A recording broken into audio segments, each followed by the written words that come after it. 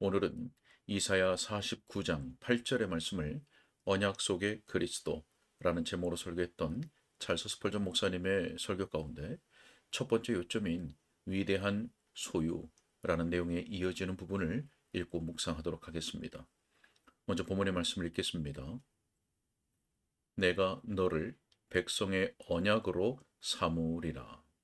아멘. 설교 내용을 읽겠습니다. 자, 다음으로 그리스도는 그의 행하신 모든 일들에서도 신자의 것임을 주목하십시오. 그 행하신 일들이 고난과 관계된 것이든 기도와 관계된 것이든 그 일들은 신자의 자산입니다.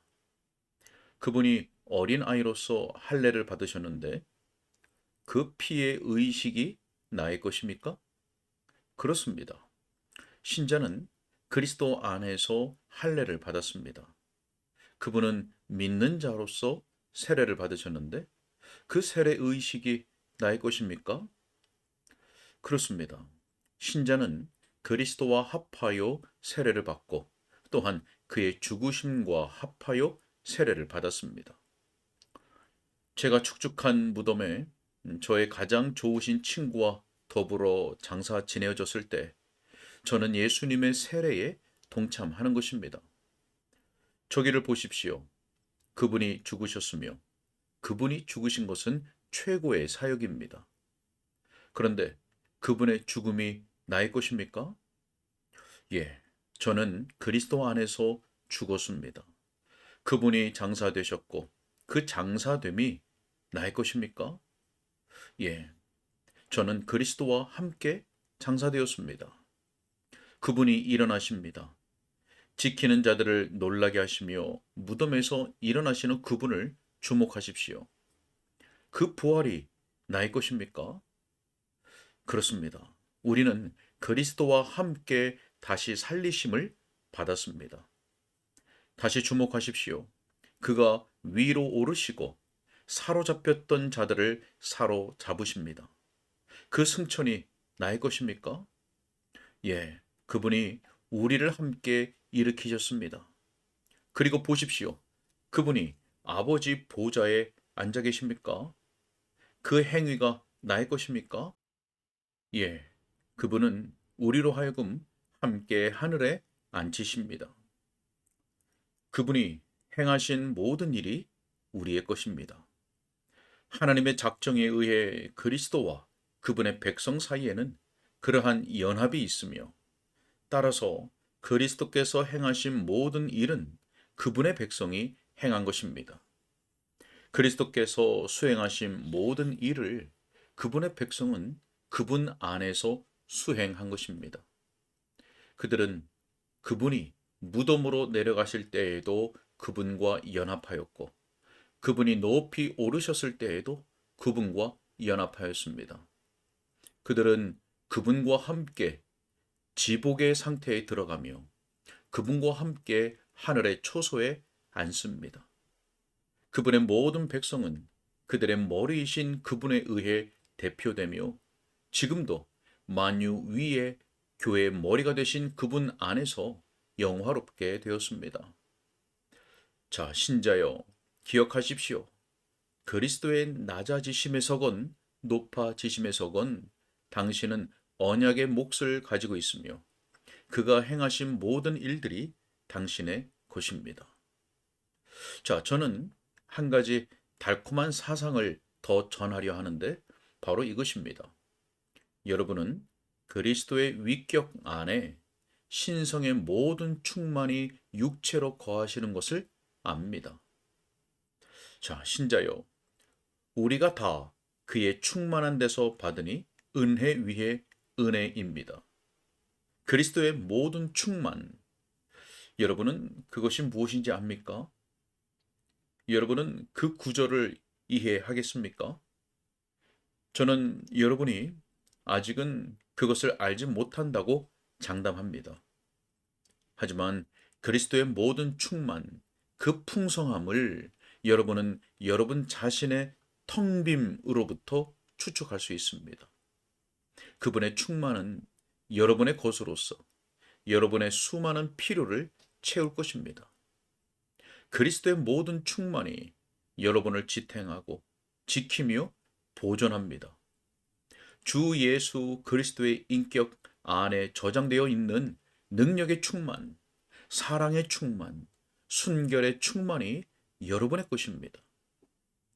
그 생각을 간직하십시오. 그러면 여러분의 공허는 결코 두려움의 이유가 되지 않을 것입니다. 모든 충만이 여러분의 것일 때 어찌 여러분이 잃은 자가 되겠습니까?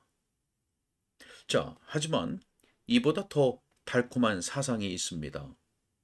그리스도의 생명 자체가 믿는 사람들의 자산입니다. 자, 이 사상은 제가 감히 뛰어들 수 없으며 그저 간단히 언급만 하는 편이 좋을 거라고 느낍니다. 그리스도의 생명은 모든 신자의 소유입니다. 당신은 그리스도의 생명이 무엇인지 상상할 수 있습니까?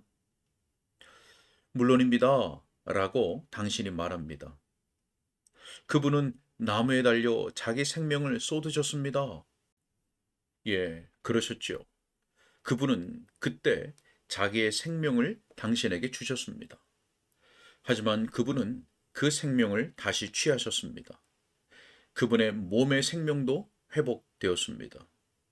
또한 그분의 위대하시고 영광스러운 신성의 생명은 그때의 어떤 변화도 겪지 않으셨습니다.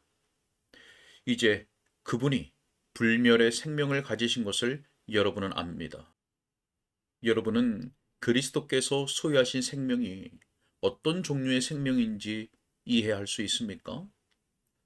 그분이 죽으실 수가 있나요? 설령 천국의 수금 소리가 멈추고 낙원의 영광스러운 성벽이 흔들리고 그 기초가 요동한다고 해도 하나님의 아들 그리스도는 결코 영원히 죽지 않으십니다.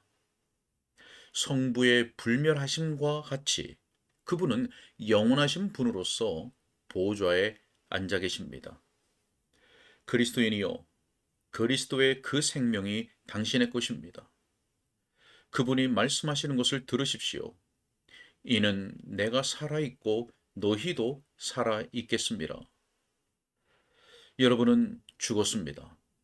그렇다면 여러분의 생명이 어디에 있습니까? 그것은 그리스도와 함께 하나님 안에 감춰졌습니다. 우리를 세게 쳐서 영적으로 죽게 하는 타격이라면 그리스도 또한 죽여야 할 것이며 거듭난 사람의 영적인 생명을 빼앗을 수 있는 칼은 구속주의 생명 또한 빼앗아가야 할 것입니다. 왜냐하면 그들은 서로 연결되어 있기 때문입니다. 그들의 생명은 둘이 아니라 하나입니다. 우리는 우리의 구속주, 곧 위대한 의의 태양이신 분의 광선에 불과하며 그 위대한 태양으로 되돌아가야 하는 불꽃에 불과합니다. 정녕 우리가 천국의 참된 상속자라면 우리를 살리신 그분이 죽으시지 않으면 우리 역시 죽을 수 없습니다. 우리는 그 샘이 마르기까지는 멈출 수 없는 시내입니다. 우리는 저 태양이 빛을 발하기를 멈추기 전에는 결코 멈출 수 없는 광선입니다. 우리는 가지들이니 줄기 자체가 죽기까지는 시들 수 없습니다. 내가 살아있으니 너희도 살아있겠습니다. 그리스도의 생명은 그분의 형제인 모든 신자들의 자산입니다. 자, 무엇보다 좋은 것은 예수 그리스도의 인격이 그리스도인의 자산이라는 것입니다. 사랑하는 이여, 우리에게는 하나님에 대해 생각하는 것보다는 하나님의 선물들에 대해 훨씬 더 많이 생각하는 경향이 있습니다. 우리는 성령님 자체에 대해서보다 성령의 능력에 대해 훨씬 더 많이 전하는 경향이 있습니다. 마찬가지로 우리는 그리스도의 인격보다는 그분의 직분과 사역과 속성들에 대해 더 많이 말한다고 저는 생각합니다. 우리 중에는 솔로몬의 아가서에서 그리스도의 인격과 관련하여 사용된 비유들을 이해할 수 있는 사람들이 참 적은데, 그 이유는 우리가 좀처럼 그분을 보거나 알려고 애쓰지 않기 때문입니다. 하지만 믿는 자여, 당신은 때때로 당신의 주님을 볼 수 있었습니다. 당신은 희고도 불거 많은 사람 가운데서 뛰어나며 그 전체가 사랑스러운 그분을 본 적이 있지 않습니까? 당신이 그분의 발, 곧 많은 순금 같고 풀무불에 단련한 빛난 주석과도 같은 그분의 발을 보았을 때 당신은 기쁨으로 넋을 잃은 적이 있지 않습니까? 그분이 이중의 성품을 지니신 것을, 곧 희고도 불구며 백합이면서 장미이며 하나님이시며 인간이고 죽었지만 사신 분이시며 온전한 분이시지만 죽음의 몸을 입으셨던 것을 당신은 목격하지 않았습니까? 당신은 그 손에 못자국을 가지시고 옆구리에 여전히 상처의 흔적을 지니신 주님을 목격하지 않았습니까? 그분의 사랑스러운 미소에 황홀해하고 그분의 음성에 기뻐한 적이 있지 않습니까? 그분의 사랑이 찾아오는 것을 당신은 경험한 적이 없습니까? 당신 위에 사랑의 깃발이 나부낀 적이 없었습니까? 당신은 그분과 함께 마을로 걸어가며 호도 동산으로 내려갔던 적이 없습니까? 당신은 그분의 그늘 아래에 앉아본 적이 없습니까? 그분의 열매가 당신의 입에 달콤한 것을 알지 못했습니까? 예, 당신은 그런 적이 있습니다. 그때 그분은 당신의 것입니다. 아내는 남편을 사랑하며 그의 집과 그의 소유를 사랑합니다. 그녀는 그가 그녀에게 주는 모든 것으로 인해 그를 사랑합니다. 그는 모든 것을 풍성하게 주며 모든 사랑을 그녀에게 베풉니다. 하지만 그 사람 자체가 그녀의 애정의 대상입니다. 신자의 경우도 마찬가지입니다. 신자는 그리스도께서 행하신 모든 일들을 인하여 그분을 송축합니다. 하지만 가장 중요한 것은 그리스도 자신입니다. 그는 그리스도의 모든 직분에 대해서보다는 그리스도 자체에 더 많은 관심을 기울입니다. 자기 아버지의 무릎에 있는 아이를 보십시오. 그 아버지는 대학 교수입니다. 그는 많은 직함을 가진 위인이며 아마도 그 아이는 그런 것이 존경스러운 칭호인 것을 알며 그것들 때문에 그를 존중합니다.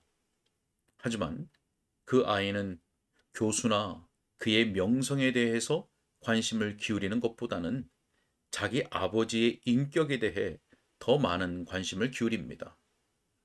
그 아이가 사랑하는 것은 대학의 사각모나 가운이 아닙니다.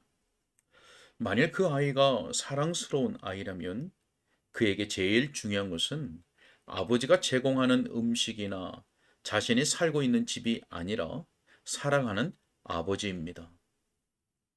참되고 진심 어린 애정의 대상이 되는 것은 아버지 자체입니다. 만일 당신이 구주를 안다면 당신도 그럴 것이라고 저는 확신합니다. 당신은 그분이 베푸신 자비들을 사랑하며 그분의 직분들을 사랑하며 그분의 행위들을 사랑합니다. 하지만 당신은 그분의 위격을 가장 사랑합니다. 그렇다면 그리스도의 위격이 언약 안에서 당신에게 전달되었음을 기억하십시오. 내가 너를 백성의 언약으로 삼으리라. 아멘. 여기까지입니다.